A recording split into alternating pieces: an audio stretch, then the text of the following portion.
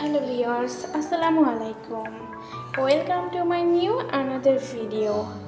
আজকে আমি আপনাদেরকে একদমই একটা স্পেশালি একটা ভর্তার রেসিপি শেয়ার করব। আমরা তো সব সময় আলু ভর্তা তারপর অন্য কিছু ভর্তা খাই, কিন্তু ডিম ভর্তা খেতে যে খুবই মজা সেটা আমি বুঝতেই পারিনি। তো এইখানে আমি প্যানে একটু তেল দিয়ে পেঁয়াজটা একটু ভেজে নিচ্ছি।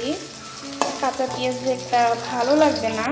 তো আমার ভাজা হয়ে গেছে। এখন একটা প্লেট নিয়েছি, ডিমটা আমি অফ ক্যামেরা সেদ্ধ করে নিচ্ছি।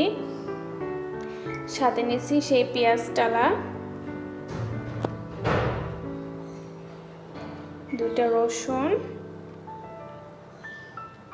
শুকনা মরিচ আর কিছু কাঁচামরিচ কুচি।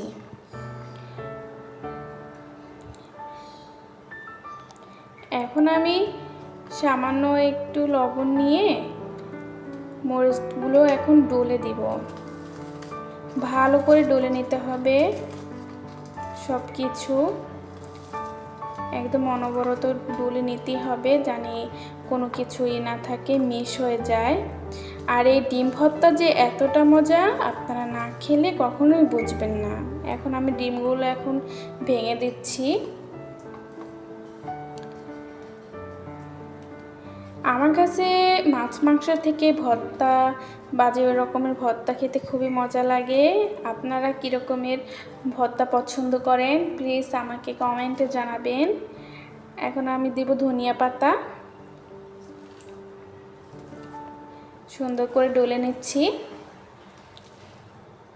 তারপরে দিয়ে দেব সরিষার তেল। আর যখন ধনিয়া পাতা সরিষার তেল দিবেন তখন একটা যে কি সুন্দর ঘ্রাণ আসবে, আপনারা এই ভর্তা না খেলে কিন্তু মিস করবেন। খুবই দুর্দান্ত মজা হয়েছে, আমার কাছে খুবই ভালো লাগছে।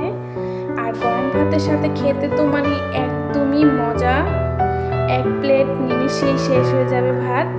তো আমার ভিডিওটা যদি ভালো লাগে কমেন্টে জানাবেন, আর এরকম নতুন